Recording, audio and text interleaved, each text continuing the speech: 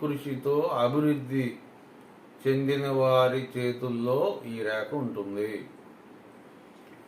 వీరికి సునాయాసంగా కలిసి వచ్చిన అదృష్టం కాదు అది.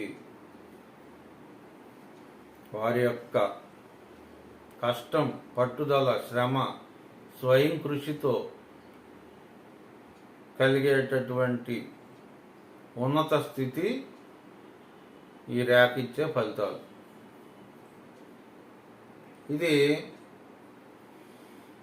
ఈ రేఖ ఏర్పడినటువంటి విధానాన్ని బట్టి సాధారణంగా రేఖలు మరీ ముద్దుగా కాకుండా, బండగా కాకుండా సన్నగా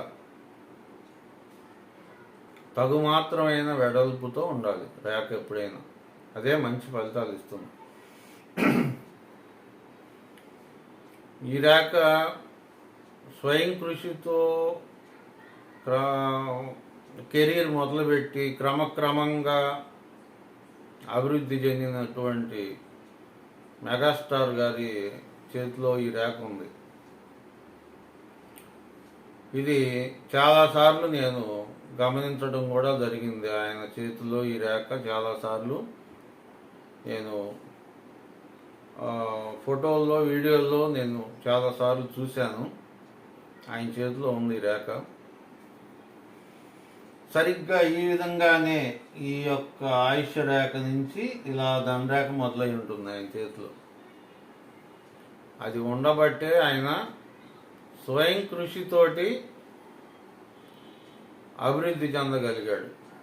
స్వయం కృషితోటి సినిమా రంగంలో తనకంటూ ఒక స్థాయిని ఏర్పరచుకోగలిగారు.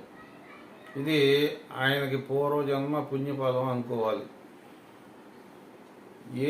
ఎవరి చేతిలోనైనా సరే అభివృద్ధికరమైనటువంటి ధనరేఖలు ఉన్నాయంటే అది వారి పూర్వజన్మ పుణ్యఫలంగానే భావించాలి. ఆ విధంగా ఈ ధనరేఖ అద్భుతమైనటువంటి ఫలితాలని, ఇది ఎవరికైతే ఉంటుందో చేతిలో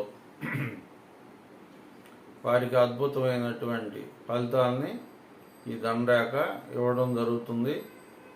ఆ ధనరేఖ మొదలైనటువంటి సమయం నుంచి అంటే 20 నుంచి 25 మధ్య.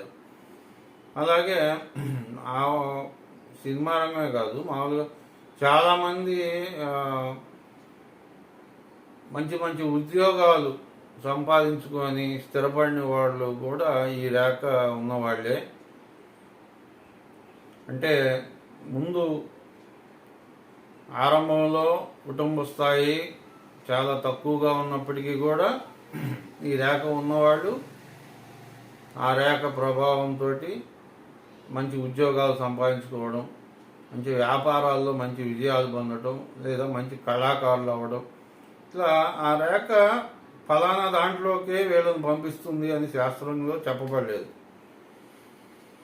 వీళ్ళు ఫలానా రంగంలోకే వెళ్తారని చెప్పబడలేదు. వీళ్ళు స్వయం కృషి, పట్టుదల, తెలివితేటలతోటి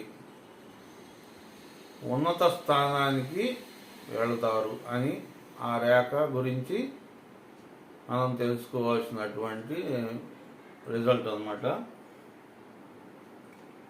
తదుపరి మరొక ధనరేఖ, ఇంకా 3 ధనరేఖలు చెప్పాల్సిన బ్యాలెన్స్ ఉంది. 10వ ధనరేఖ గురించి ఈసారి వీడియోలో చెప్తాను. నమస్తే.